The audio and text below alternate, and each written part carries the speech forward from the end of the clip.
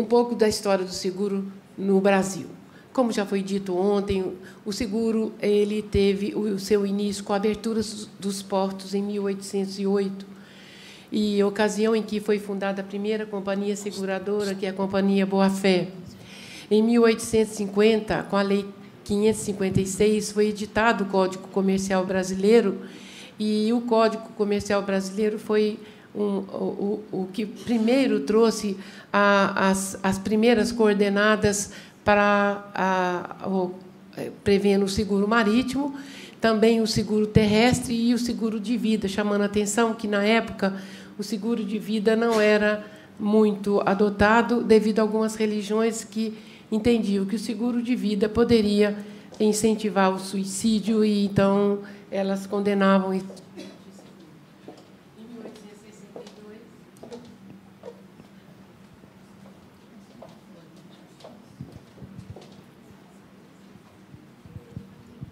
Tá ok.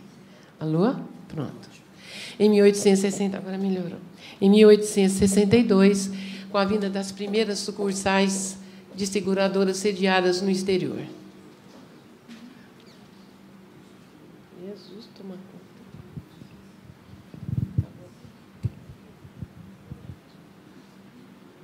Bom, com a Lei 1895 de 2000, com a Lei número 294 de 1895, ocorreu que essa lei veio justamente para poder proteger os seguros que estavam sendo feitos no Brasil, exigindo que essas empresas elas mantivessem uma reserva com seus recursos aplicados aqui no Brasil.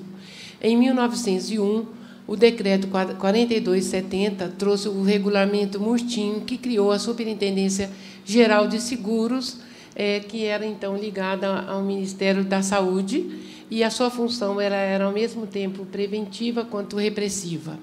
Em 1916, foi sancionada a Lei 3.071, que é o Código Civil Brasileiro, e o Código Civil Brasileiro, juntamente com o Código Comercial já existente, passou a formar o chamado direito privado do seguro. A criação dos seguros obrigatórios. Em 1937, com o Estado Novo, houve o princípio da nacionalização do seguro. Em 1940, o Decreto 5901,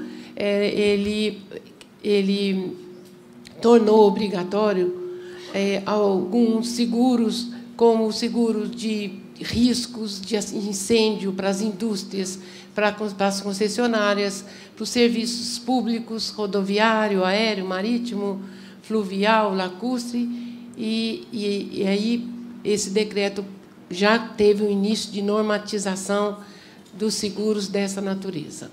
Em 1939, o Decreto-Lei 1186 criou o Instituto UIB, Instituto de Resseguros do Brasil. O UIB, para quem não sabe, ele foi criado justamente para dar uma base de sustentação para as grandes sociedades seguradoras no que diz respeito aos seguros de grande porte, que muitas das vezes chegavam a quebrar uma seguradora se ela não tivesse preparada para isso. Houve um grande incêndio no ABC, numa década que eu não me recordo, em que, se não houvesse o resseguro, a empresa que estava responsável pela indenização não teria condições de pagá-lo. O IB atuou, mas, de repente, ele passou a ultrapassar as expectativas e as funções para as quais ele foi criado. E, então, ele passou a se transformar em um órgão monopolista e centralizador, e já não atendia mais plenamente às exigências do mercado. Em 1966, com o Decreto-Lei 73, os Institutos de Conselho Nacional de Seguros Privados, ele é instituído, né, o Conselho, e ele sim passou a ser, então, juntamente com a SUSEP, um órgão centralizador e fiscalizador da Constituição, E aí ambos funcionavam como órgãos visando justamente não só verificar e apurar responsabilidades das seguradoras que estavam sendo criadas, como também fiscalizar a atividade das seguradoras já criadas e adotar pená-las caso fosse necessário.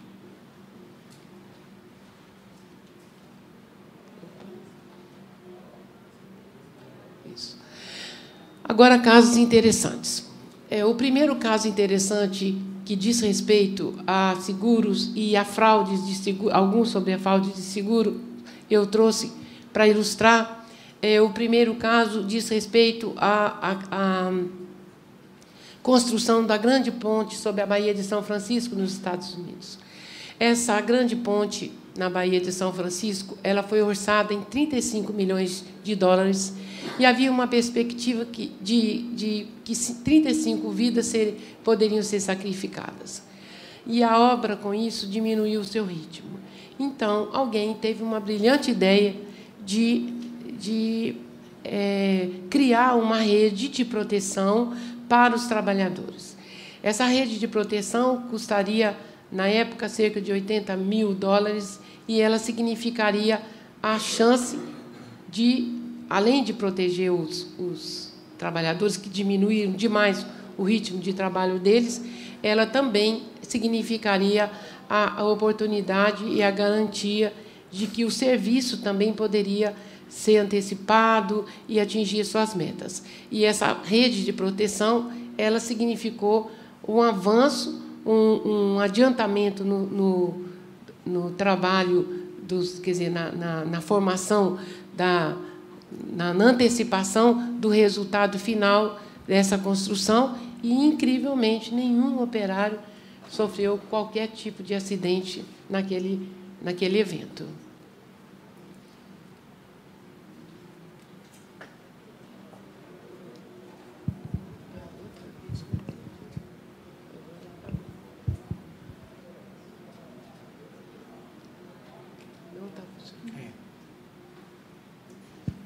Esse fato evidencia... Aqui não, ele que mudou. Eu vou pedir para o William, então, mudar, tá? William, faz favor. Esse fato evidencia que a segurança e proteção são necessidades básicas de todo ser humano e que está sempre pensando, se eu cair, e se eu morrer, e se eu ficar doente, e se, porventura, eu ficar desempregado. Então, isso significa a fundamentação e a razão maior de ser do seguro. Leonardo Girão, gerente-geral da Central de Serviços de Proteção de Seguros, ele informa que, incrivelmente, pode até não parecer, que o número de casos de indenização por morte acidental chega a significar o dobro de indenização por morte natural. E isso preocupava muito não só a ele, como também as demais seguradoras, justamente para o risco de fraudes. Existe um exemplo da morte, isso ficou muito marcante e foi um fato muito falado, em que houve a morte por infarto de um cidadão e ele estava numa festa, só que ele tinha um seguro de vida muito alto, então decidiram levar o corpo para o segundo andar e jogar o corpo lá de cima. Então, para ter uma ideia de como as coisas acontecem, pode trocar. William. A indenização para o seguro de veículo desaparecido é outro caso em que o segurado ele insistia em receber uma indenização que o veículo dele tinha desaparecido. Foi aberta uma investigação e descobriram que ele simplesmente levou o próprio carro, cruzou a fronteira e deixou o carro no outro país. Eles conseguiram, através de uma investigação, e chegaram até a chamar a mulher para assistir o vídeo do carro atravessando a fronteira, e ela acabou reconhecendo o marido lá no carro, e ele também não tinha contado para ela, ela se sentiu traída também. Quase deu separação para o casal. Existe também o caso dos doentes em fase terminal que costumam se sacrificar mais ainda e contratar o seguro de vida deixando de informar a seguradora, deixando de agir com boa-fé. Caso de idosos que eram funcionários, caso de idosos que moravam numa clínica e que os funcionários simplesmente aproveitavam-se da situação deles e faziam com que eles fizessem seguros e os colocavam como os próprios beneficiários. E aí eles convenciam os velhos doentes e pacientes deles a comer menos, a não se alimentar direito, a não dormir, e levavam esses velhos à inanição e eles acabavam morrendo. E eles recebiam seguro. Existe também um caso na quadrilha de Santa Catarina, em que essa quadrilha ela ia para a área e zona rural, e ela tinha uma equipe toda formada com médicos, especialistas, anestesistas, e elas cortavam dedos e mãos dos trabalhadores rurais e faziam com que aquilo parecesse um acidente de trabalho, e eles acabavam recebendo essa indenização. Existe também uma curva na rodovia Regis Bittencourt, que liga São Paulo ao Paraná, que é a chamada curva do capotamento. Essa curva ela é muito fácil de capotar um carro nela, sem que a pessoa perca a vida. Então, já tem lá os capoteiros profissionais que assumem essa circunstância no sentido de leva o carro, eles dirigem, capotam o carro, e aí o segurado simula ter participado do evento, suja a roupa, rasga a camisa e vai atrás da seguradora para receber esse seguro. Pode mudar. Sérgio Roberto de Oliveira, diretor jurídico da Tóquio, conta que, por volta do ano de 1997, houve uma indústria sofreu um acidente, e o seguro dela era no valor de 23 milhões de reais. Só que eles acharam estranho, porque esse seguro aconteceu no horário da manhã, no momento em que a empresa teria que ter os funcionários trabalhando, não tinha nenhum funcionário trabalhando, e, efetivamente, eles, nessa investigação, eles acharam o primeiro indício estranho esse, e o segundo indício estranho que eles acharam foi que haviam colunas de aço que se fundiram com um fogo normal, comum.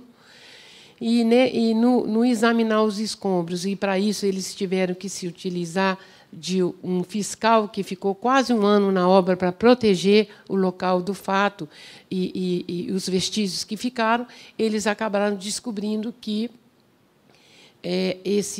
encontraram lá artefatos bélicos que indicaram que quem fez ou quem produziu aquele incêndio era uma pessoa especializada. Enfim, o que o segurado quer é tranquilidade, segurança, a garantia que, se os riscos que está exposto se materializarem no sinistro, ele terá condições econômicas de reparar suas consequências. Pode mudar. Conceito de contrato de seguro, todos aqui sabem de cor, não vou me ater muito a ele, não. Prêmio, sinistro, como esse contrato de riscos de gastos são transferidos para a seguradora através do pagamento de um valor determinado. Então, esse pagamento do prêmio existe para garantir à família do segurado essa tranquilidade no momento de infortúnio. Então, transferir os riscos para a seguradora, para quem entende, para quem tem uma certa cultura, para quem quer dar para si próprio e para a família uma segurança maior, o seguro tem que ser utilizado para evitar dores de cabeça no futuro. Pode mudar, William. A importância de se contratar um seguro: planejamento financeiro, a tranquilidade e a segurança. Pensar que tanto a pessoa do segurado quanto sua família estão amparados financeiramente, caso ocorra um imprevisto. Conforme Maquiavel, no livro dele, O Príncipe, ele diz a seguinte frase: os homens esquecem mais rapidamente a morte do pai do que a perda do patrimônio. E eu digo para vocês que, dentro da justiça, isso é muito sério e muito triste, porque, efetivamente, às vezes, o pai ainda está quente Não foi nem colocado no caixão e a gente já tem notícia de briga de familiares pelo patrimônio, pelo que ele deixou e tudo mais. Triste mesmo. A diferenciação entre o seguro de acidentes pessoais e o seguro de vida. Na falta da pessoa que provê o sustento da família, o padrão de vida dela cai e há o risco de que ela, se tornando inválida, haja dificuldade para a família. Então, um dos motivos também que justificam o seguro. Pode mudar, William. A diferença básica entre a cobertura do seguro de morte no seguro de vida, a cobertura de morte no seguro de vida e no seguro de acidentes pessoais, é que o seguro de vida garante a indenização para morte natural e acidental, e o seguro de acidentes pessoais cobre unicamente acidentes, morte em virtude de acidente coberto. E não são todos os acidentes que são cobertos. Depende da apólice, depende do contrato, e isso tem levado muito à judicialização de casos em que a pessoa discorda, mas a Justiça tem procurado, dentro do que é possível, interpretar toda essa sistemática de legislação que leva a uma conclusão. Não é que seja em favor da seguradora, não, porque a gente também tem que olhar o lado do segurado, mas é uma conclusão que chegue a favor do contrato. Por isso, eu sugiro a todos que tomem muito cuidado na forma de redigir os contratos, nos cuidados necessários de instruir efetivamente o segurado, a pessoa que vai ser contratada, para evitar justamente dissabores futuros. Em ambos os casos de seguro de vida, e uma das diferenças também de seguro de vida e seguro de acidentes é que no seguro de vida existe o valor da prestação, ela é calculada de acordo com a idade da pessoa. Já no seguro de acidentes isso não existe. Ambos os seguros, tanto de vida quanto de acidentes, ele garante aos beneficiários não necessidade de entrar no inventário, e também eles não respondem por eventuais dívidas deixadas pelo segurado, sendo isenta de impostos. Pode mudar, William. Seguro de acidentes pessoais. Todos já sabem o conceito, eu trouxe só para ilustrar, e eu fiz questão de chamar a atenção para o que é um acidente, porque, para os que não têm muita prática, é importante que saibam. O acidente é um acontecimento imprevisto, externo e estranho à vontade do segurado, isto é um fato involuntário que lhe causa danos. Acidentes pessoais são aqueles que causam dano não apenas econômicos. Os acidentes pessoais que não causam dano, isso acontece de vez em quando, a gente tem casos na Justiça em que a pessoa sofreu um acidente, que ela ficou dolorida, ela se machucou, mas sem maior gravidade, e ela quer receber um seguro que, efetivamente, dentro do contrato não está coberto. Então, esse acidente ele pode acontecer, mas ele não tem a cobertura. Pode passar. As principais coberturas todos sabem, que é morte acidental, que indeniza o beneficiário por morte, e invalidez permanente total ou invalidez permanente parcial, que, no caso, ela só indeniza no caso de perda, redução ou incapacidade funcional definitiva total ou parcial de um membro ou de um órgão da pessoa. Está bem definido isso. O valor do seguro de acidentes pessoais ele é reduzido, isso é uma comparação entre um e outro, justamente por conta das diferenças do seguro de vida. Pode mudar. Tipos de garantias do seguro são seguro de morte, que é a invalidez permanente, como já dito, e o seguro é a definitiva e total, e a invalidez definitiva total ou parcial. Tipos de seguros adicionais, como diárias de incapacidade temporária, diárias de internação, e assistência funeral, assistência de viagem, cesta básica, despesas médicas, odontológicas e outras.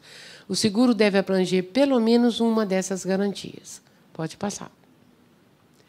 Formas de contratação. Individual destina-se a garantir uma única pessoa e é feita pelo próprio segurado. Coletiva destina-se a garantir duas pessoas e que se vinculam a um grupo e ela tem que ser feita por um estipulante, que é a pessoa que representa os demais desse grupo. A indenização devida apenas em caso de sinistro, sinistro não previsto, isso eu chamo a atenção também, porque às vezes entram na justiça entendendo que tem direito ao resgate ou à devolução de prêmios pagos. Já está bem baixo o índice de pessoas que entram requerendo isso. Pode passar. O artigo 109 do Decreto-Lei 2063 de 40, ele proíbe o contrato de seguro sobre vida de menores de 14 anos. E quanto à prescrição do seguro, 1 ano a ação do segurado contra o segurador e vice-versa, e 3 anos a ação do beneficiário contra o segurador e a do terceiro. O prazo prescricional geralmente começa a correr a partir do término da vigência da apólice, presumindo-se que a ciência do fato gerador se dá quando da ocorrência do sinistro. Porém, é possível que o beneficiário ou o segurado faça, junto à justiça, demonstrar que, geralmente é o beneficiário, que, exemplo, um pai que venha a falecer e que o segurado não tinha conhecimento desse seguro, teria razões para não saber. Então, a justiça tem analisado caso a caso, então não é uma matéria pacífica na jurisprudência. Para quem é recomendado do seguro de acidentes pessoais? Geralmente para quem trabalha por conta própria, empresários, profissionais, e para aquelas pessoas também que trabalham numa empresa que não se preocupa em fazer um seguro coletivo. É uma empresa que oferece riscos, então ele tem que fazer o contrato de acidentes pessoais por conta própria. Geralmente, a pessoa jovem, solteira, sem filhos, saudável, representa um risco baixo de morte pela ordem natural e o seguro dessas pessoas ela tem, geralmente, um custo menor para ela. Pode mudar. Existem coberturas complementares, como já dito, e inclui-se entre elas várias delas, como despesas do segurado e o pagamento das mensalidades escolares dos filhos, suicídio ou sua tentativa, acidente pessoal, acidentes decorrentes da ação da temperatura do ambiente, acidentes decorrentes de escapamento acidental de gases, decorrentes de sequestro ou tentativa de sequestro, os acidentes decorrentes de alterações anatômicas ou funcionais da coluna de origem traumática. Agora, excluem-se desse conceito as doenças incluídas como as profissionais, as intercorrências de complicações consequentes de realização de exames, quando não decorrentes de acidente, as lesões decorrentes de esforços repetitivos, como o caso da LER, do DORT e do LCT. Ok. Pode passar. Bom, eu queria chamar a atenção para 2 fatos importantíssimos que nós temos, que têm sido levados à justiça. Vou deixar meus slides disponibilizados para todos. Já tive a informação que eu tenho só 5 minutos, infelizmente. Então, eu vou tentar só dar a notícia do que está aqui, porque eu gostaria de ter mais tempo, mas eu sei que o tempo tem que ser respeitado. A invalidez permanente acidental, como já está aqui, é aquela decorrente de acidente. O valor da indenização ela é proporcional, podendo chegar até o limite do capital segurado. A aposentadoria por invalidez não garante o direito à indenização. Possíveis divergências têm que ser discutidas na junta médica. Pode passar. A cobertura por invalidez está prevista na Circular 302, artigos 11 e 12, como estão salientadas aqui. Pode passar. Pode passar. E agora nós vamos entrar na invalidez permanente acidental majorada, que é o caso dos acréscimos que são utilizados no caso de pessoas como artistas, como jogadores de futebol, pianistas, em que não concordam com o percentual do quadro da SUSEP e, efetivamente, fazem um acréscimo de pagamento e também de recebimento para esses seguros. Por exemplo, uma das mãos de uma pianista, ela faria um seguro para poder receber o percentual total. Pode passar. A indenização por invalidez permanente parcial pode passar. É a tabela da SUSEP. Pode passar. Pode passar. Pode. Pode passar. Isso. Então, pode passar também. Isso. Pode passar. Isso. Pode passar.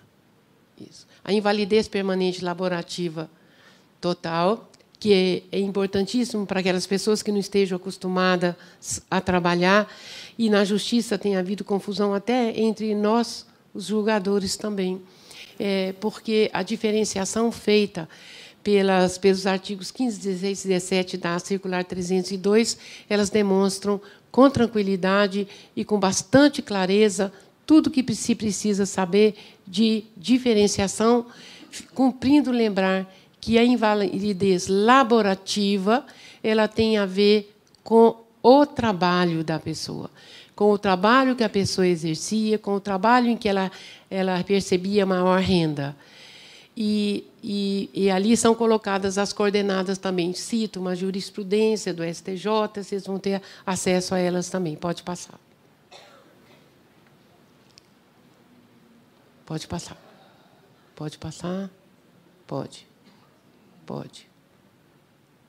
A invalidez permanente total por doença, diferente da invalidez funcional, e essa é uma diferenciação que foi trazida pela Circular 302. A invalidez por doença, como dito lá no artigo que já vai ser citado aí, é aquela em que a perda da existência independente do segurado de forma irreversível para o pleno exercício das suas atividades normais. É quando o segurado se torna uma pessoa dependente. Tipo, ele não pode sair de casa, ele respira com oxigênio, ele depende das pessoas, porque ele não consegue ter a vida dele independente. Então, é uma dependência que vai ser avaliada e vai ser analisada para que esse seguro seja pago. Pode passar. Eu cito depois para vocês um voto muito bom do ministro Cuevas e disponibilizo no sistema também. Pode passar. Pode. Pode passar. Pode. Isso. Tem alguns julgados que eu iria até dar uma leitura deles aqui, mas, se for preciso, eu passo para depois para a doutora Vanessa, né? E agora, para encerrar, eu vou para o microfone aqui do lado de cá. Eu gostaria de deixar registrado que, além de ter sido uma satisfação muito grande, peço desculpas por alguns erros meus e pela, de repente, falta de prática aqui com o sistema, mas quero dizer que eu, procurando pesquisar sobre o tema, eu encontrei um texto da Universidade de Coimbra que eu gostaria de trazer para vocês, que eu achei interessantíssimo. Esse texto noticia que, no século I a.C., o general Pompeu encorajava os seus marinheiros, receiosos, inaugurando uma frase que eu não sei pronunciar o italiano, eu vou tentar só arranhar aqui. A frase era navigare necesse, vivere non è necesse. Corria o século XIV e o poeta italiano Petrarca transformava a expressão para navegar é preciso, viver não é preciso. Essa frase foi imortalizada por Fernando Pessoa e muita gente atribui a ele essa frase. Entanto, não é essa a realidade do que aconteceu. E, usando o verbo na acepção na realidade, no momento em que ele usou navegar é preciso, viver não é preciso, ele usou o verbo na acepção necessitar, não, mas no sentido exato, no sentido de ser exato. Então, o que ele quis dizer? A navegação, e eu digo temor dos marinheiros, porque por conta dos naufrágios, por conta dos acidentes, por conta dos piratas, por conta de tudo, que corria o risco de perder a mercadoria. Então, a navegação é uma ciência exata. Por isso que fala que navegar é preciso. A navegação é uma ciência exata em comparação com a vida. Navegar fazia-se com bússolas, com astrolábios e outros. Hoje, com satélites, GPS e outros. Viver não é preciso, porque é uma viagem feita de opções, de medos, forças, inseguranças, riscos, imprevistos, persistências e desafios. Viver é preciso? Não. Quando navegar é sonhar, ousar, fazer planos, arriscar, empreender e realizar. Por isso tudo é que o seguro se justifica e se tornou tão necessário em nossas vidas. Muito obrigada.